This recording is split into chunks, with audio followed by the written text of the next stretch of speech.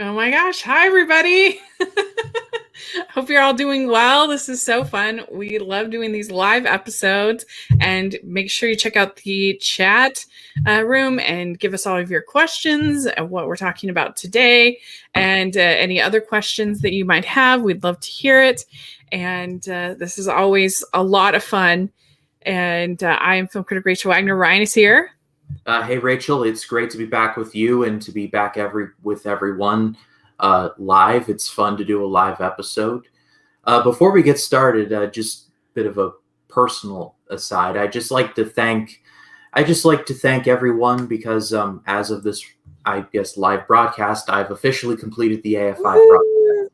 I've gone from 1 to 100. I finished it last week, and so there's a part of me that's like, I know what I'm going to do on the channel going forward. That's all planned. But there's a part of me that's like, wow, like that grind of trying to finish it was so much fun that it's probably like a feeling that it's never going to come back again. So the point I'm trying to get at is that to all of you who watched all of the episodes, because I know some people who watched all of them, complete crazy people that you are, or maybe just watched like 2 or 3. Or like a particular movie. I want to say thank you because I put a lot of time into the series. This is the series that got me across the finish line of 100 subscribers into 150, and so I owe a lot to that series. And so I know this is Hidden Gems. I know this is a co-production, but I just wanted to give a brief thank you because I know there's some overlap between this audience and the audience on my channel. Mm-hmm. So again, thank you. Yay! Congratulations. That is a huge accomplishment. I think you did an incredible job. And that's just think of all the sort of wealth of knowledge that you have now in all of these classic. Even if you didn't enjoy all of them equally the same, you now know about them and have seen them. So it's a huge accomplishment. And even bigger, I helped open the door to some who have probably never even heard of some of these movies before. Yeah. So out of everybody, I'm just glad that it was me. Yeah, I'm too. We also have, in addition to the chat room, there's also the super chat if anyone's feeling so inclined, and we'll make sure to answer your question. But today I was thinking about what we could talk about, and I was watching the Olympic trials, and there was, of course, tons of Peacock. And so I think maybe we better do Peacock this week. It's the universe saying, like, putting things in the right order and all that. That's right. And also I watched Boss Baby 2, Boss Baby Family Business, which also is available on Peacock. And so, yeah, if you want, you can read my review of that film. I did not enjoy it at all. I thought it was terrible. All that I will say is that I don't know any therapists, but I can get you in touch with my priest. He's a good listener. Oh, thank you. Thank you. The therapy is needed. Did you ever watch the first one? I did. Boss Baby. It was not horrible. I didn't have any vitriol for that. It was just one big movie where it was just, I could sum that up in this one phrase. I have so many questions. Because it's essentially Alec Baldwin doing his Trump impression, but in the form of a baby. That's what I gleaned from it, and just yeah. And this one, it's even more so. Like, he's even more Trumpian, and I just don't even understand what is going on here. I mean, you're right. The original one, like, basically these babies that get sent to the Boss Baby world, they're cursed to not ever being loved, not ever being taken care of. Like, this is just a horrible idea. I just hate it. And I really disliked the animation. I disliked the humor. So if you liked the original, then maybe you'll like this. It's not, it didn't win me over. It didn't win over any new fans. The only thing I liked in this new film is that that there's a little girl named Tabitha who is trying to fit in at like a gifted and talented school.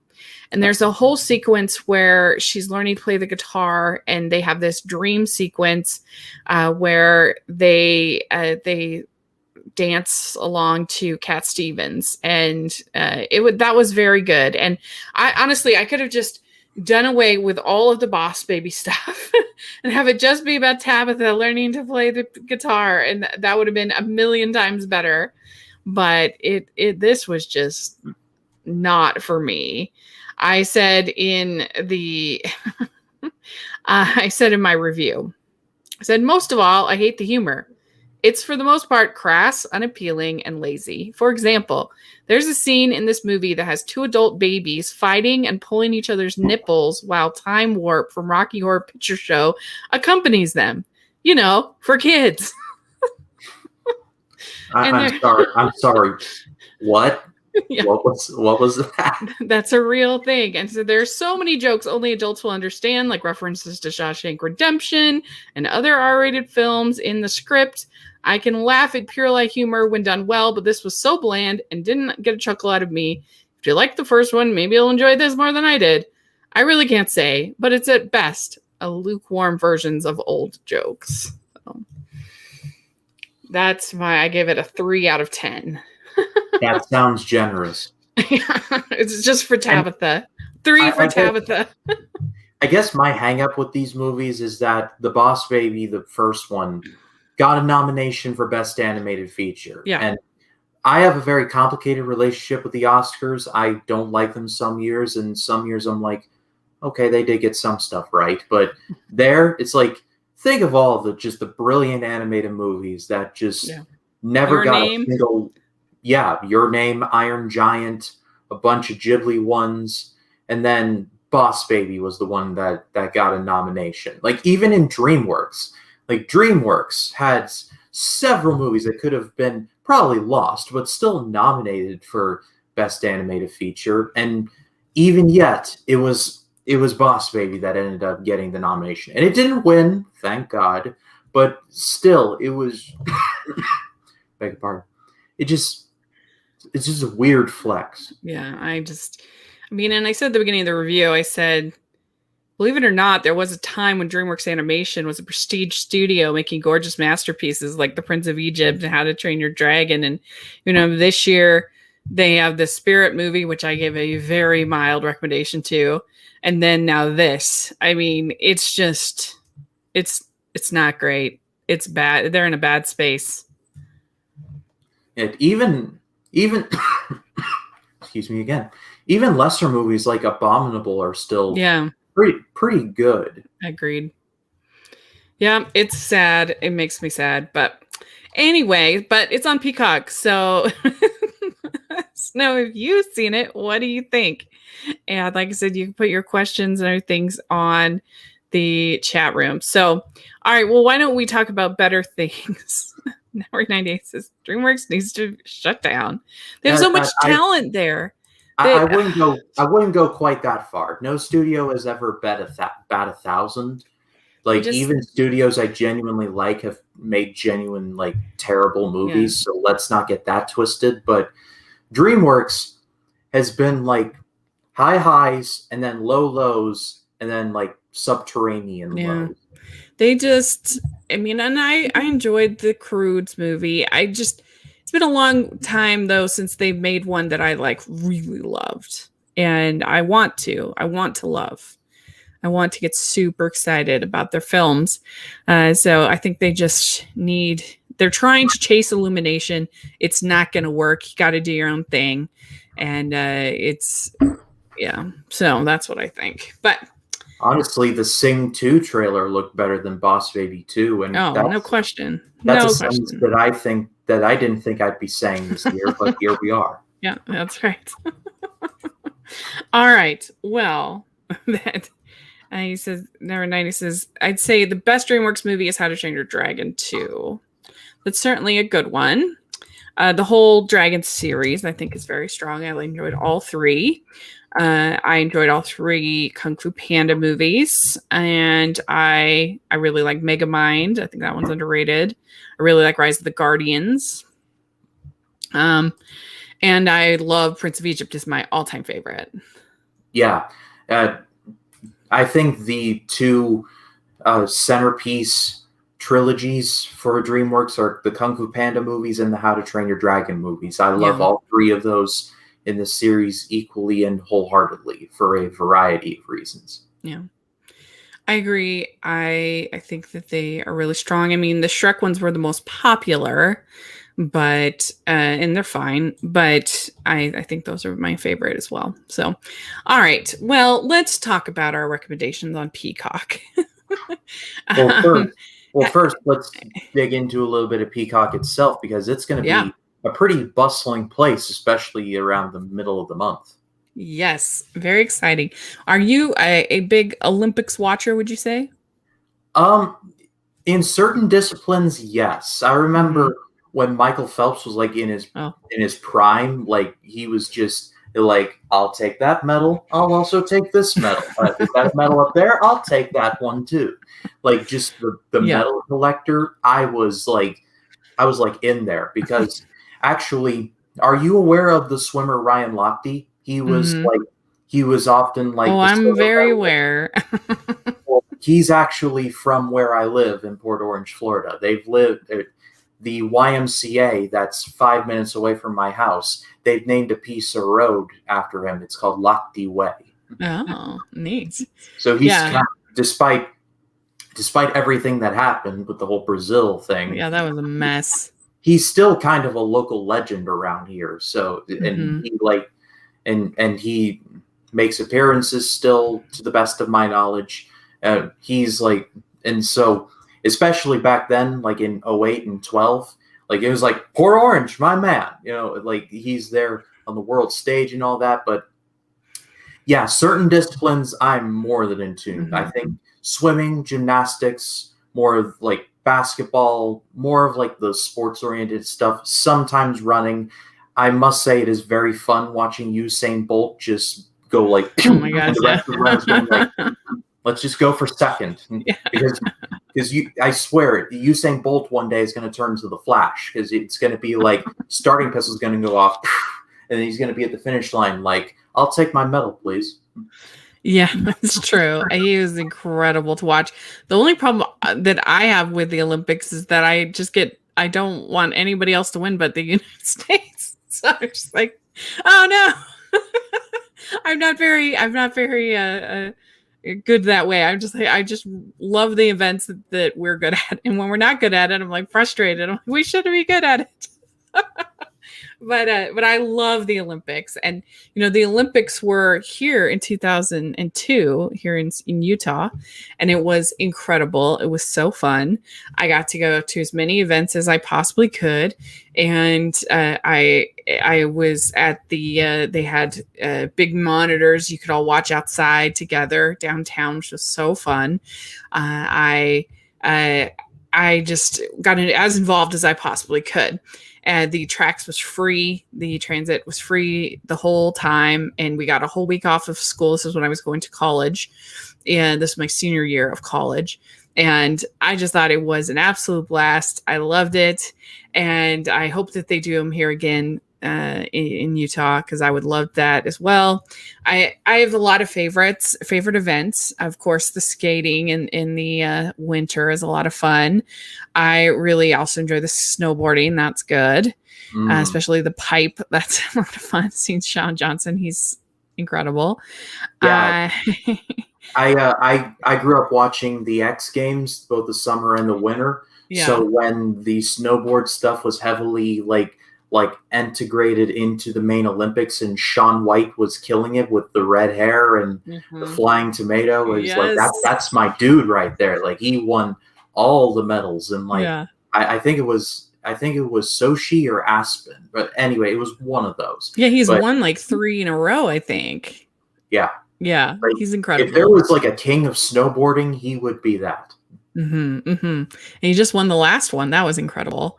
And yeah, then the summer, because I love to swim, so the swimming is just always been my favorite. I've watched those for years, and we'll talk a little bit more. But yeah, it's going to be weird having Michael Phelps not be there after 3 Olympics in a row that he was there. Well, actually 4.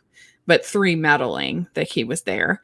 And yeah, it's going to be interesting to see some of the new players. Of course, you still got like Katie Ledecky and some of that. And then, of course, in the summer, I love watching the gymnastics. That's a lot of fun. I feel like in the gymnastics is going to be Simone Biles versus everybody else. Yeah, there's no question. I mean, it would be a massive upset if anyone beat her. Like Simone Biles is like right here. Everybody else is like way down here. Yeah.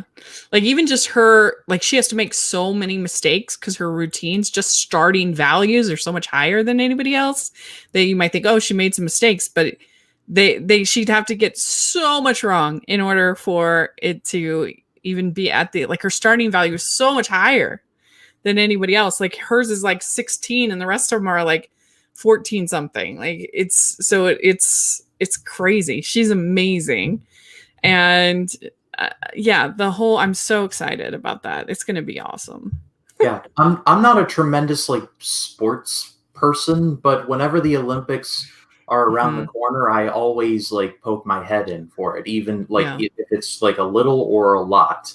And I think it's a lot easier because NBC got the rights to it, and so there's like main stuff's on the main channel, then like on like CNBC there's like lesser stuff, and then there's always like in prime time there's like a gymnastics or something, so there's like a definitive like main event that you're looking for, but it's all spread out, and I think there's really something for everybody.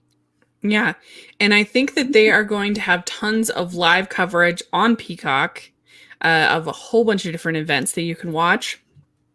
I mean, this originally, the sports angle was going to be one of the big angles for Peacock that they were going to do. And it was all going to be they timed the release of the network to be right around the Olympics. But then it obviously didn't work out. But yeah, they're going to start July 23rd, the live event coverage. There's all different kinds of documentaries. We're going to talk about one of them a little bit later. But yeah, they're going to have coverage of the opening and closing ceremonies, tons of event coverage, and so that's going to be amazing. I'm very looking forward to that. Yeah, because even like last year, I was kind of like I don't know if I'm going to watch the Olympics this year. But then when they didn't happen, I was like, okay, when they happen, there's nothing stopping me from watching them, because it's, it took like a worldwide pandemic for me to appreciate certain things. And the Olympics was among the many of them. Yeah. And one thing that's interesting, I don't know how you feel about this, but there are very few movies made about the Olympics. I mean, considering you figure they're only every 4 years, there's so much drama, and there's really only like a couple dozen films made about the Olympics. You've got like something like Cool Runnings, you have I, Tonya, you have Chariots of Fire. There's a few, but considering how much drama there is, it's kind of interesting that so few movies have been made. One of my favorites, Miracle from 2004. That's true. That's another one.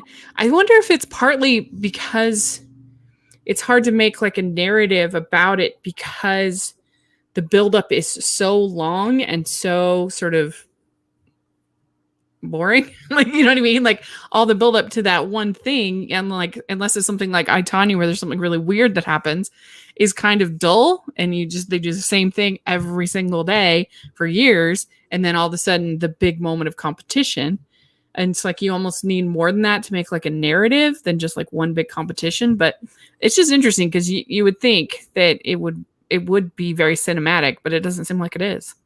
I just thought of this one gymnast who like scored like a perfect score. I can't remember the Olympics she was in, but she had like broken her leg. Yeah, Carrie Strug. Her. Yeah. Like, a movie should be made about her. That'd be excellent. She landed the vault on one foot. And she got a perfect 10. Unbelievable. So, we got this comment. Have you ever thought to review Belladonna of Sadness? I don't know what that is. You have to tell me more about it. I've never heard of that. So anyway, it's interesting to see it's just interesting that that's the case. But anyway, the Olympics are going to be a lot of fun on Peacock. So why don't you give your recommendation, your first recommendation on Peacock? First, just to close this, Belladonna's Sadness appears to be a Japanese movie. I'll read the synopsis. An evil feudal lord rapes a village girl on her wedding night and proceeds to ruin her and her husband's lives. After she's eventually banished from her village, the girl makes a pact with the devil to gain magical ability and take revenge. Fun for the whole family. That sounds really intense. 1973. There you go. Cool. Okay. Oh, Japan. All right. What is your first pick? So my first choice is a movie from 2011, and it is called Tower Heist. Now, let me just get out ahead of this. This was directed by Brett Ratner, and, well, here's the requisite tugging of my shirt collar, knowing that me recommending a movie by this guy incurs the wrath of, well, you know. But even still, I find this movie to be very entertaining. It tells the story of Ben Stiller, who works in this like luxury high-rise tower where like the richest of the rich live. And one of the people that live there is named Arthur Shaw. He's an investment banker, and one day, pretty much Arthur Shaw loses like an untold millions of dollars. And pretty much Ben Stiller and everybody else in this tower's like 401k pretty much. Like, it's a pretty bad day. And so Stiller just gets a bunch of them and says, "Hey, what if we rob Arthur Shaw?" And at first they're like, have you seen Arthur Shaw? Like, he's like the richest guy ever. And so it's just a big plan of they don't know what they're doing until they get someone who knows what they're doing, played by Eddie Murphy, and the hilarity ensues. I remember watching this movie Thanksgiving Day in 2011. That's when it came out in theaters. And so I think for that reason, this movie holds a lot of good memories for me, and just I've had just a general liking for this movie. Ben Stiller is Ben Stiller. He's really good in it. Eddie Murphy is definitely getting out of like the slump of his career, but he's really good here as well. Really, the entire cast does good here as well. Alan Alda plays Arthur Shaw, and he is suitably not really devious in an over-the-top sense, but devious in a Wall Street banker who clearly has no remorse for the lower classes kind of sense. And I could go on. There's Matthew Broderick is in here as a millionaire who loses everything, gets divorced, and basically joins sides with them just for the heck of it. Like I said, I could go on, but I think this movie is really funny. It's got a really good story. It could have been a super preachy, like, "Ooh, Wall Street's bad" kind of thing. And it does have some elements of that, but the movie does a good job of showing that this Arthur Shaw guy is scum, and you want to see somebody get at him. And no spoilers, but that's what happens. Yeah, I have heard about this one, but I have never seen it. So it sounds like it would be kind of fun. I mean, it's always tricky when you have those directors who turn out to be not great people. And what do you do with that? I don't know. I usually just try to separate the art from the artist, and some people can, some can't do that. And I totally get it. But this way, at least in Peacock, you're not purchasing it. So you're not really funding them in any way. So there you go. So I maybe we'll have to check that out one of these days. I like a nice comedy. Well, my first choice is a movie that is a part of this Tokyo Olympics coverage. They have a bunch of documentaries. They have a whole series following different gymnasts and the Olympians kinds of things going on. Well, one of the documentaries they have is called The Greatest Race, and this is just over an hour. It's basically like a 30 for 30 kind of thing for NBC, and it's all about the 4x100 relay at the 2008 Beijing Olympics. And I don't know if you've ever seen this relay, but it was one of the most incredible races, as the title of this movie implies, that's ever been done. The France team was the strong favorite. They were taunting the American team, saying, "We're going to smash you." And America has won almost every single racing of this race, except for the previous two, I believe, that they had lost. And so they were in kind of a streak. And you had, of course, Michael Phelps, who was trying to win 8 gold medals so that he would beat Mark Spitz as the record holder of the most gold medals won by anybody in one Olympics. And he wanted to do it. And in order to do that, he would have to get gold in these relays.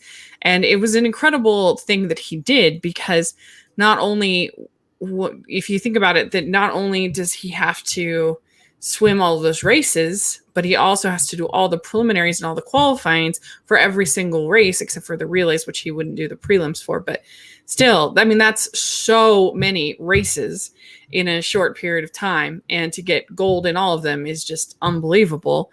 And this was the one that was going to be the most unlikely, because, again, the French were really strong. It was really a 2-thing race. And two of the people on the team, I think is Garrett Weber Gale, I think was his name, and Colin Jones had never been in Olympics before, new racers. Then you had Jason Lezak, who had been sort of the hero of different relays before, but the last 2 he'd lost on. And so he was real fired up, and he was the anchor leg of the race. And so it gets out to the point where the French are ahead, and Jason Lezak, he rode the wave of Bernard, who was the French swimmer, almost to the point where he couldn't have come back. And then he just went boom and went crazy. And he did one of the fastest 100-meter times ever. And it's just unbelievable. The race, you're just like, you watch it and you're just like, oh my gosh. And so this documentary does a really good job. And I like the fact that they not only talked to the Americans, but they also talked to the French. So you get kind of both perspectives with the coaches and the swimmers and everybody. And the only thing I didn't like in the documentary was that they had kind of a annoying robotic narrator that would come in and be like, 2008 was a huge year, whatever. And I'm like, we don't really need that narrator. Like, it's obvious. We all watched it. Like, we all know Michael Phelps became the medal collector. Yeah. We don't need this person. Right. And so it is just an incredible feat of sports. And if they were ever, it's hard to make swimming cinematic. It's very difficult, especially because so much is under the water, and it's tough. There's only like 3 movies about swimming. But if they were ever going to make a movie about swimming, this would probably be a good one, because it's a really great moment of Olympic history. Yeah. Wasn't this like the ending in which like Lezak beat like the French guy by like a fingertip or something? Yeah. Because I remember that instant replay like I can remember anything else. It was just so surreal, because I never considered the French side of things, because they're like, oh, we're going to wipe the floor. Yeah, we're going to smash you. Truly, in the words of William Shakespeare, truly they were idiots, full of sound and fury, signifying nothing. That's right. And they have coaches, and they have Rowdy Gaines there, who's the one who does the play-by-play on all the swimming, and he's an Olympic gold medalist, so he's good. And it's just it's only, like I said, it's only over an hour, so it's worth a watch for sure. Yeah. So, what is your next pick? So my next choice is from 1999. And it is called October Sky. This was directed by Joe Johnston, who would go on to who directed The Rocketeer before this, which just celebrated its 30th anniversary. Fantastic movie that not enough people saw and that everybody should. And later would go on, Joe Johnston would go on to direct Captain America: The First Avenger. But I think that this is the movie that is least talked about. It is based on a true story of Homer Hickam. In the movie, he's played by a young Jake Gyllenhaal. Homer Hickam would go on to be a vital, cornerstone of the Mercury, Gemini, and Apollo space programs. He was one of the lead scientists. But the movie portrays his teenagehood living in the town of Colwood, West Virginia in the late 1950s. In Colwood, there are literally two ways to live your life. Become a football player and hopefully get into the NFL, which is like a 1 in a million shot, or work in the coal mines, which is literally what every male in that town does. Homer's father, played by Chris Cooper, runs the mine, and throughout the movie, you see that the mine is not doing too particularly well, and it may be shut down.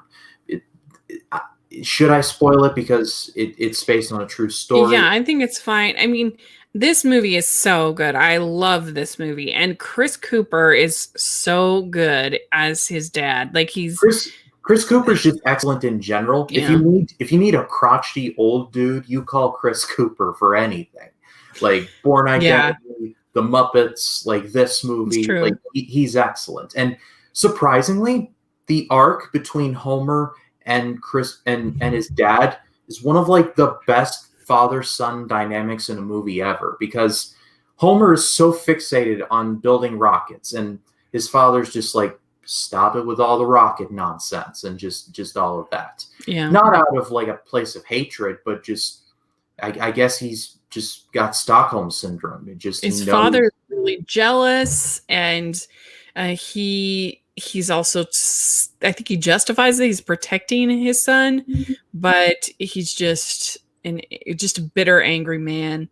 But it is really good. Yeah, he does a great job with it. And then you have Laura Dern as his teacher, who's great. This is just such a good movie. I absolutely love it. Miss Riley. Why I haven't done it for Family Movie Night? I need to do it. It really is. It's a good it's one. Not some like near the knuckle stuff, especially with like some of the deaths. But I think it's definitely stomachable for families. I think. Mm-hmm. I did cover it with my friend Richard. We used to do this show called His Picks, Her Picks, and he did. I believe it was on the episode where he did The Right Stuff, and then I did this. I think that's an excellent double feature right there. Right Stuff and October Sky. Like that's beautiful. Yeah, agreed. All right, we did have a comment that October Sky is a great film, and then I have so many memories with this movie. My middle school science teacher, who passed away in 2017, I think due to some kind of breast cancer. I'm not sure. I'll have to look it up. May she rest in peace. But she showed us this movie, and it just never really left my mind. Like it's this movie and Gattaca, which I'll be talking about on my channel sometime next month. Spoiler alert.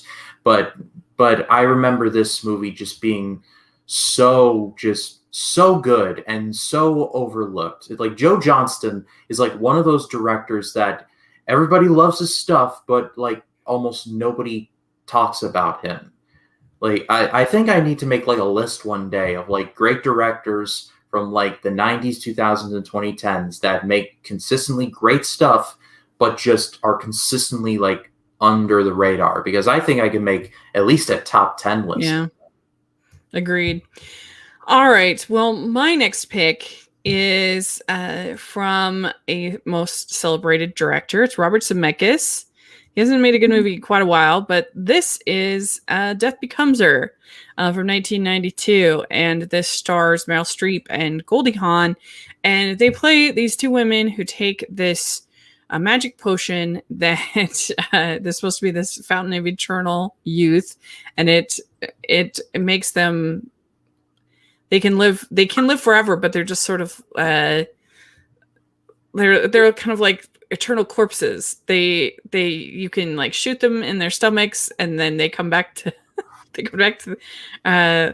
life, and then Bruce Willis is in it, and so it's wild and wacky and crazy with some really good special effects, and it's pretty. I think it's, people don't talk about it as one of the comedies of the 90s that's very funny and crazy. Yeah, for some reason I thought this was like a Hitchcock movie when I was reading the title. I'm like, Death Becomes Her. That's Hitchcock, right? But no, I wasn't even close. Yeah. So you never heard of it? No, I know I heard the title somewhere, but I think it must have been like on a podcast like eons ago. Yeah, and so if you think that Meryl Streep can only do drama, then you should watch this movie, because she is very funny in it, and she can be very, very funny if given the opportunity. And I think that this would actually be an interesting movie if they were to remake it and redo it, because you think about their desire for eternal youth and their fixation on beauty and everything, that if you think about that now through the lens of reality television and some of the things that we have now. Instagram models. Yes. Like you could do media. 3 movies with like the amount of like Instagram people, like do it for the gram. That's like right. That. And it does have some really good special effects, the way that hold up, that are really good. So I think it's definitely worth checking out. So what's your next pick? So my next pick is a movie from 2005, and I believe this was one of my earliest exposures to Will Smith. I'll have to check my memory on that, but it's a movie called Hitch. It tells the story of, a man named Hitch, who basically trains guys to get women, and he kind of turns them from like lame to awesome over a period of time. And he has a very good track record. He takes on a new client named Albert Brennan, played by Kevin James, who's one of my favorite comedians. You can't see it in this photo, but I actually have a signed poster of him. He signed a poster for me when he was doing a stand-up show in Daytona Beach, which was very awesome of him. And he's really funny in this movie too. And Albert Brennan has a crush on his boss, who is way too hot for him. I can't remember the actress's name. Hang on, let me. Isn't it Molly Sims? I think it's Molly Sims. No, that was Amber Valletta. Yeah, Amber Valletta. Oh. But while Hitch is working on Albert, he falls in love himself with a woman named Sarah, played by Eva Mendes. And so you have these two correlating love stories going on at the same time. And I think Will Smith, when it comes to that, he can be very hit and miss. I love him personally. His story is very inspiring, especially how he went from like pretty much nothing to Fresh Prince of Bel-Air, or nothing to a rap career, then Fresh Prince of Bel-Air, and just he's been at the top ever since. But there's like several smaller movies that he's really good in that I don't think really a ton of people talk about. And I think Hitch is one of them. Yeah, I mean, Hitch is one of the most successful romantic comedies ever released. But I think that it's holds up. I think it's still a lot of fun. We actually did it for Hallmark's podcast last year. And it was a lot of fun. And I think that a lot of people may discount it at first, saying like he's objectifying women and, claiming that women can be manipulated in this way. But the thing is that he learns his lesson in the end. Like he stops doing it. So I don't have a problem with that. He learns that he has to treat women individually, and that he can't just, treat them like that.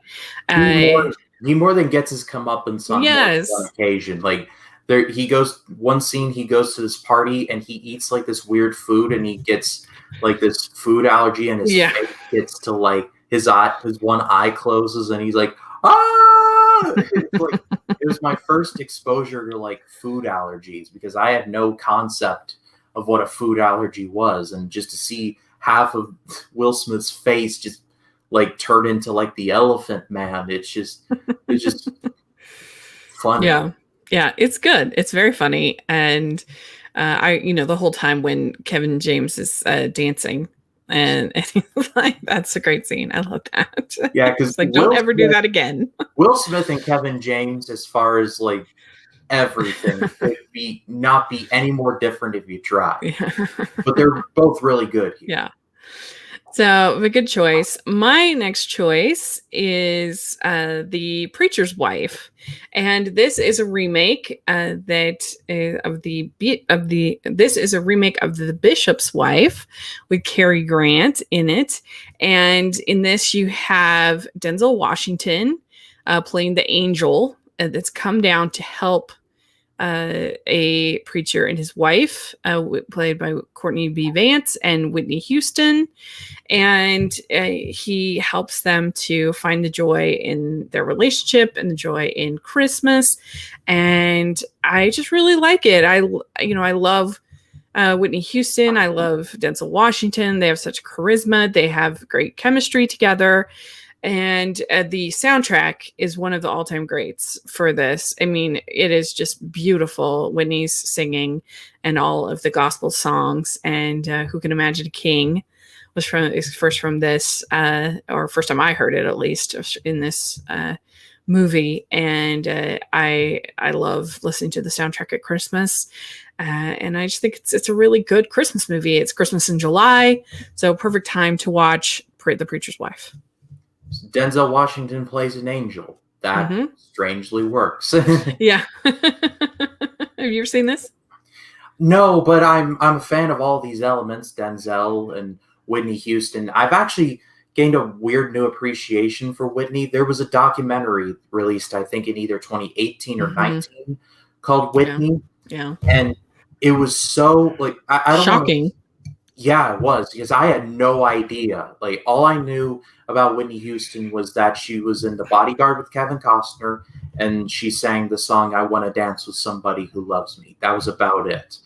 And just to see her go from like up top here to like everything involving Bobby Brown, scumbag, to just everything that happened to her with her father, and just it was just a complete crap show. And I just felt really, really bad for her that she had to go through all of that, because she was like one of the women of the 80s. Like, yeah, I like to watch, like, I sometimes like to watch commercials from like the late 80s and early 90s. There's a weird way about the filmmaking that I just really enjoy. It's complicated, but in a lot of those commercials, I do see Whitney in there, and she is like it's like there. It was like Michael Jackson on one side and Whitney Houston on the other side. And it was like those two in the music world, they were just untouchable. If you ever want to hear incredible singing, listen to her sing the Star Spangled Banner. At the Super Bowl, yes, the Super Bowl. It is unbelievable. And her performance of "And I Will Always Love You" at the Grammys in the white dress, just. That's when she passed away, I cried. I just love her music so much, and it was just so sad. And when you watch the documentary, you realize how like especially sad it was because of her abuse and other things that she had to deal with. So anyway, but this is a sweet Christmas movie, so you don't have to worry about anything intense like that. I love the original, but I also think this is a really good remake. I enjoy it. So what's your next pick? So my next choice, and these next two are kind of guilty pleasures of mine. I like them, but I know that they're kind of, they've been written off, but I do enjoy them. So the first one that I'm going to be talking about is Death Race from 2008. This is a loose remake of the movie Death Race 2000, though I think that is a tad disputed. But nevertheless, it stars Jason Statham as an ex-con who is framed for a crime that he did not commit, and he is sent to a prison where there is a race every year called the Death Race. It's shown on pay-per-view, and if you win 3 races total, then you will be set free, no questions asked. It's run by the warden named Hennessy, played by Joan Allen, and Jason Statham's character is told that he will be playing the character known as Frankenstein. Frankenstein has won 2 races, and if he wins a 3rd, then he will be set free. And the death race itself is just craziness. It's weapons. It's literally a death race. So it's a hard R. It's definitely not for everybody, but I do recommend it if you're looking for something a little spicier. And please don't be turned off by the fact that this was directed by Paul W.S. Anderson. I know, but this is actually pretty good. Mm-hmm. It's like one of his only 3, like Mortal Kombat 95, Event Horizon, and this. There we go. The rest you can write off. Very good. Okay, good. All right. Well, this is our classic hard left, as you like to say. My next, I just reviewed it a couple weeks ago for Family Movie Night for Teen Movie Month. We're talking about The Sisterhood of the Traveling Pants. And I think I had kind of in my memory just been like, oh, that's like a fluffy movie. And the sequel is genuinely just kind of a fluffy movie. Not there's anything wrong with that. But this one was way weightier than I remembered. It was a lot better than I remembered. The acting is very good. And you have this conceit of these pants, but really it's just a tool to kind of string these four teens' stories together. And you have some pretty deep stuff that's dealt with. You have Amber Tamblyn, who meets who's the only one that's stuck at home. She's working. She meets this little girl who has leukemia. You have America Ferrera, who goes to spend time with her father, finds out that he's getting remarried and has a whole new family. So she feels rejected. You have Blake Lively, whose mother has just committed suicide. And so she's become kind of promiscuous as a way of kind of dealing with her grief. So that's a lot. And then Alexis Bedell is probably the only one that I would count as being kind of maybe a more fluffy, fun story, because she goes to Greece and meets a young man there named Kostas. And it was fun because I had interviewed Michael Rady, who played Kostas. And so he told in the interview some details about the shoot and what it was like. It was his first movie he ever did. So that was fun to watch it again, now having that background. But I know I just really enjoyed it. I thought it was way better than I remembered, with good performances, good story, well made. I think it's underrated. I really do. I remember my mom reading this book when I was in middle school. I remember seeing the cover. It was a green cover, and then it was just the pants there. I'm like, wow, super boring cover. I wonder what the book is like. Yeah. I just think it's something so easy to dismiss because the title, Sisterhood of the Traveling Pants, that sounds so dumb. But if you actually watch it, it's good. It's good. Yeah, and this movie was directed by Ken Kwapis, who directed several of my favorite episodes of The Office. Mm-hmm. Yeah, and so that's why it's surprising that it's so intense, but it really is quite dramatic, more than humorous. So I think it's definitely worth a watch.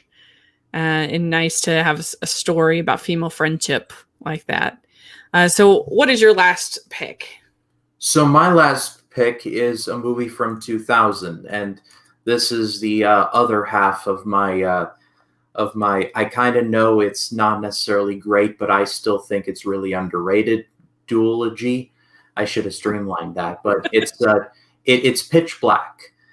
This stars Vin Diesel as the space criminal Richard Riddick, and this is the first of what would become 4 Riddick movies. I believe, I can't remember the name of the other one right now. I didn't know there were 4. I thought there was 2. There was Pitch Black, that one I can't mention, The Chronicles of Riddick, and then Riddick from 2013.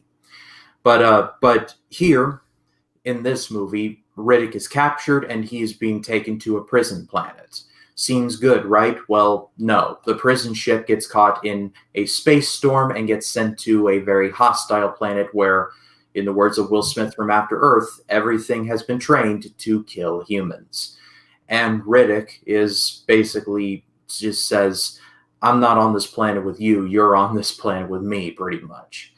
The Riddick movies have definitely been written off, especially like the Chronicles of Riddick, because there's a pretty bad line where Vin Diesel's like, it's been a long time since I've smelled beautiful, which is very bad. I can't justify that. But I think that and Pitch Black are definitely underrated. There's a lot more effort put forth in these movies that I think are given credit for, and I think it deserves to be celebrated. Mm-hmm. Vin Diesel's in it, like I mentioned. Keith David is in here as well.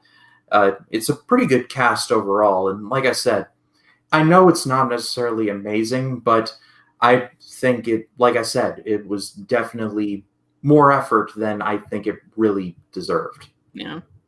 Cool. I've never seen any of them, so that's interesting to hear.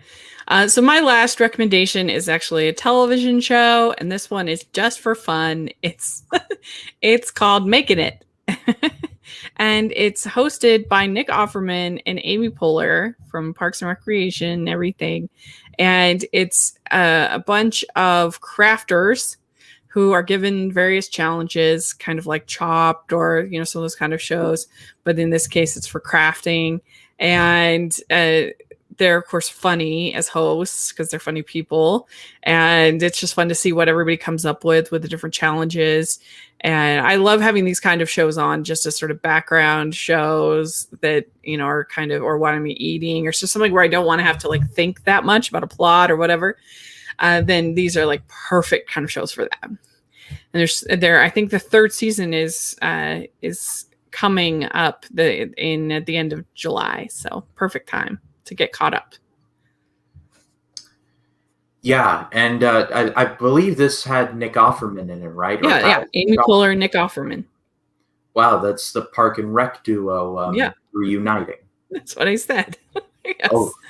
Nick Offerman and Amy Poehler from Parks and Recreation are the lead hosts, and they are really fun and they're funny together.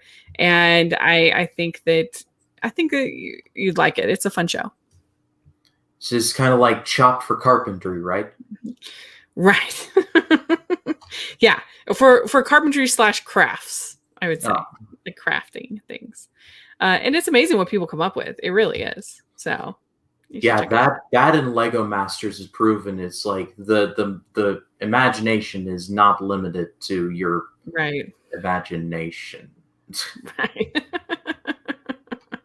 It's not limited to just the instructions on the box, right?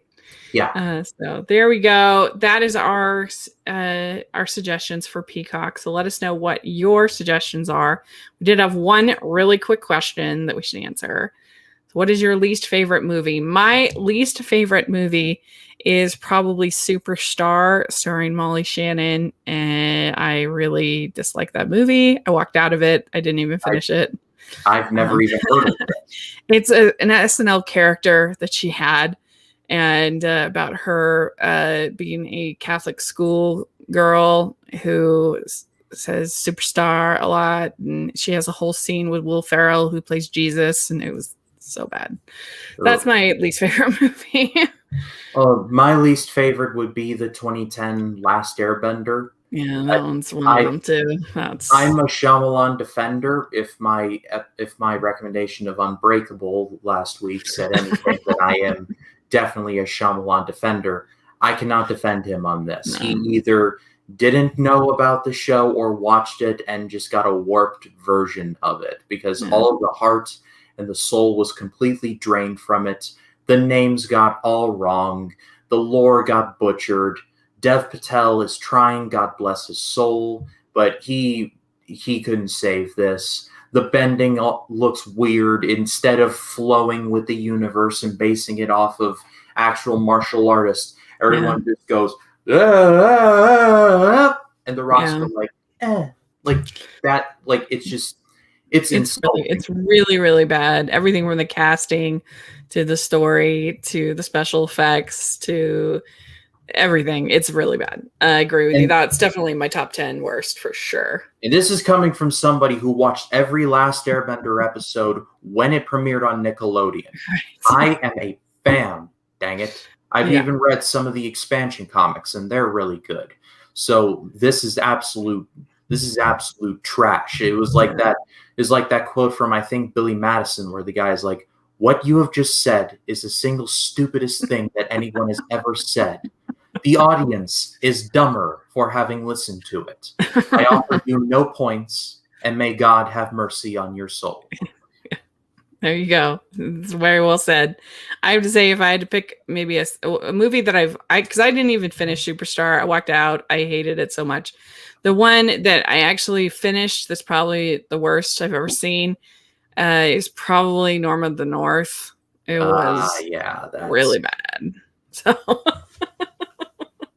what would happen if the Coca-Cola polar bears got their own movie? It'd be better than this. The highlight of the movie is probably the extraordinarily long pee joke, and if that's the highlight, it's a big problem.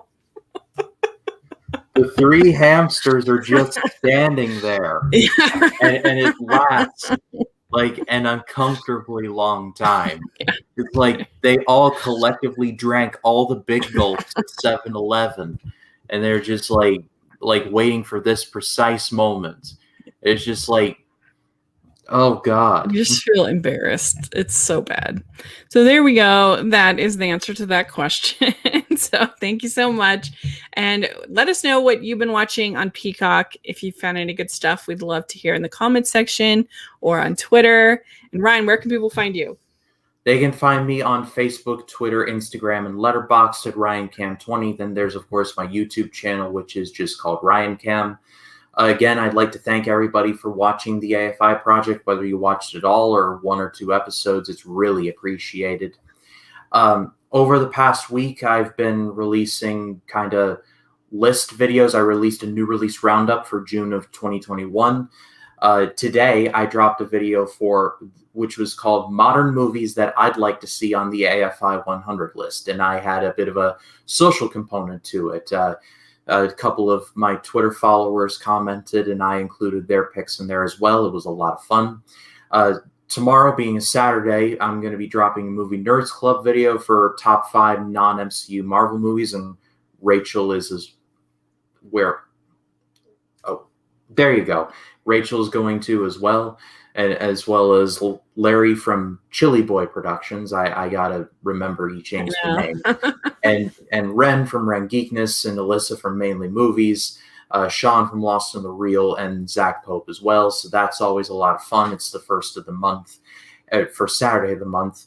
And then Sunday, July 4th, I'll be releasing a deep dive into one of my favorite movies, my most patriotic movie, 1776, which is a movie I watch every 4th of July without fail. So if you haven't checked out my channel, please do. Yeah, and you can find me at Rachel's Reviews, all of our social media, iTunes, YouTube, and on Rotten Tomatoes. So check that out. And also make sure you check out the Hallmarkies podcast. We've got a lot of interviews, fun stuff. We have a big interview on Monday that I'm very excited about. So make sure you're following over there so you get everything. And yeah. I wish. No. But probably as big. Should I just tell you? Should I tell you?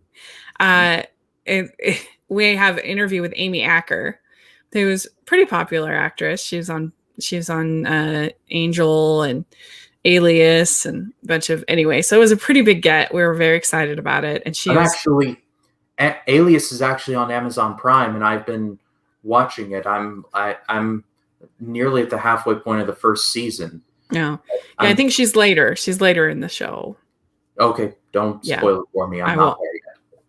Anyway, she's great, and she was a great interview. She was super nice, and so make sure you're following over there so that you can get all of our content. And thanks so much. Please check out the Patreon group. We're going to be having another watch along with writer Rick Garman. We're going to be watching It's Beginning to Look Like Christmas for Christmas in July on the 17th with him, and he's like a Hallmark legend. He's done so many movies for them. So it's going to be super fun to talk to him. And then we have our merch store, which has tons of fun designs like the one I'm wearing, Animation Junkie. So check that out. Really, really, because there's a sale right now, actually. So you get 35% off all of your items. So take a look at that. It would really help us out. And thanks so much, everybody. We'll talk to y'all later. Bye. Bye.